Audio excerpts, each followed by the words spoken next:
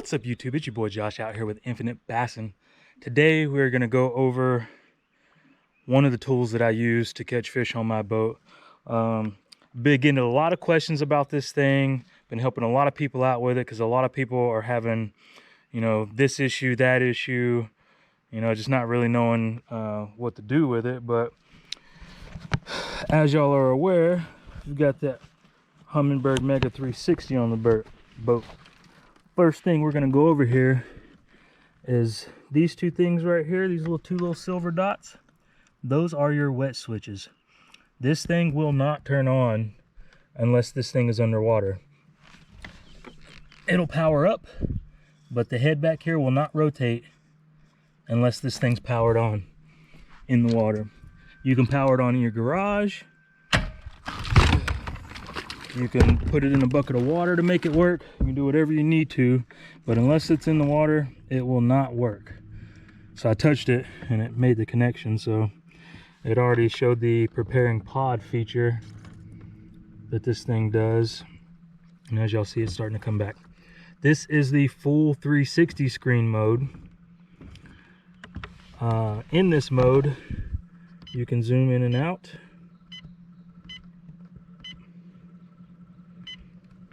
If you want to get the full 360, we're zoomed in ×4 right now. Just like some of your other screens, if you are next to solid rock, you will get that bright yellow, whitish yellow return because it's the hardest structure. The harder the structure, the brighter the return. Out to our left here is deep water, so that's why you see it starting to get a lot of shadows this way and start getting dark. Let's kick out. Let's go to menu and go to front view. Zoom back out. All right, there's our front view. As you see, you got a lot of fish floating up off the bottom right there on there. One of the things that I do want to bring up is a lot of people are having issues with plugging their, once they get the new 360, getting it plugged in, their graph's not reading it. So one of the things you guys want to go to is you double tap your menu and then go to your sonar tab, go to connected transducer, and here you will see it. You've got your HW, your MDI Plus, and Mega 360. It has to be in this Mega DI Plus and the Mega 360 for this thing to show up. A lot of times you'll get it and it'll just be reading 360 just like that, which if we click off of that, that's the only view you get is the Mega 360 side imaging, the 360 sonar, or your maps. That is all you will get if you don't go in there and change those settings. So let's go back. Go back, double click menu, go to sonar, connect the transducer, it reads just Mega 360. Click back over to MDI Plus 360. Now you can go back through your views and you get your Mega down imaging and sonar. You can do your Mega 360, all your different views you'll have pulled up. Oh, wake boat just went by.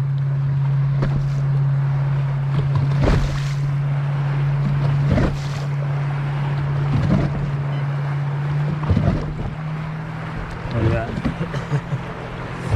So, well, that's kind of perfect right there. A lot of you ask how you get that wagon wheel effect like that.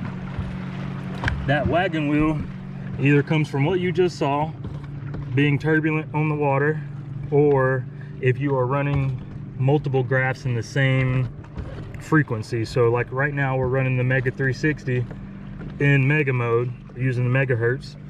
So if you're running your back graphs in the same megahertz range, you're going to get that wagon wheel effect. So one of the ways that you can fix that is to turn them off. Turn the back graph off since you're not using it, and then the wagon wheel will go away. If you set them up right, you won't have that issue. All right, so I've zoomed in on the boat icon on this thing. Oh, there's some fish. But anyway, This thing is right attached to your trolling motor. This is on a 19-foot 4-inch boat. So you got to look at it this way. This boat icon is not exactly where your transducer is reading. That is where the transducer is, but that is not your boat. So a lot of you guys that have power poles, talons, or whatever that set pretty low in the water, judging by this, we're at a 16.2 feet per ring. We're in a 19-foot boat. So if you look, you got that nice little blotch back there. It's probably about 19 foot away from there. That's probably my engine in the water that this thing's picking up. And if you had those power poles like I was talking about, and those sit deep in the water, you'll see those back there too. So if you have this running and you always notice you've got, you know, 1 or 3 dots behind your boat, always in the same spot no matter which lake you're at, that's probably your engine and your power pole sticking down in the water. So right now, as you guys see this, we got these fish right here. Did you just lose one? Yeah, I just let it go. Oh, see, he caught one back there. So perfect example. So this is our engine back there. So if you cast out him standing in the back of the boat back there, if he casts out directly to the right side of the boat, probably hook a fish, which he just did. He caught a fish out of those school right there. So don't think that the boat icon is your complete casting area, the area you're scanning, because this is still, you know, a 19-foot boat, 20-foot boat. So if you are running that, this would be the back of your boat back here and not the back of that boat icon there. Let's see. I'm gonna go hit exit so this thing will zoom back out.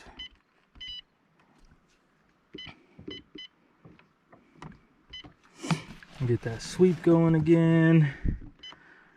For me, I like to run color palette 2 on all of my stuff. You may have better luck with a different color. I run a sensitivity of 11, contrast of 13, and I usually keep my range set at about 65, 55, 65, depending on where I'm at. Sometimes I'll even hit it at 70, 75. But the further out you do it, the less clear your picture is going to be. So it'll be harder to pick up stuff in shallower water. I'll always keep my ping speed at 3. Running ping at a higher speed, you can track fish a little bit better, but you get a little bit less of a clear return with that. It's going to be a little more blurry. You're not going to get as much detail. If you want a good in-between, is that 3. You know, you get the detail that you want, but you also get a good screen refresh at 3 and are still able to track and keep up with fish.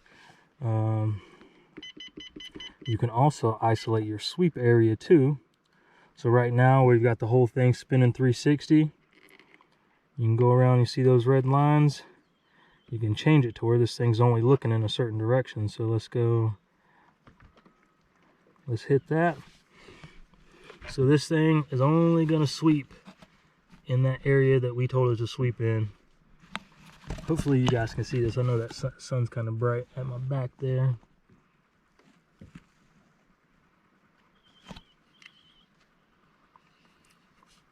Yep, and it doesn't keep going. It'll pause and then go back the opposite direction. There it goes. Oh, let's get out of that. Oop, wrong screen. Go back. And then you have to hit. Oh. See if I can get back out of this thing. Oh, there it goes. Resume full sweep. It goes back to preparing pod.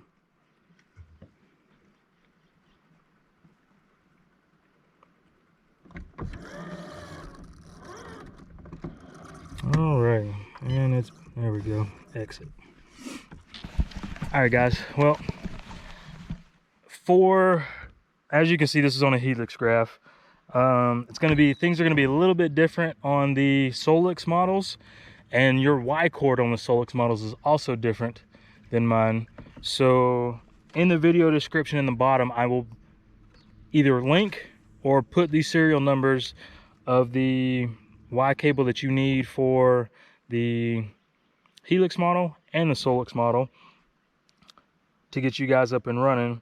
If you guys are running a standalone graph, so like if you are just hooking your 360 completely to its own graph, you don't need that Y cable. That Y cable is only for if you're running a setup like we are.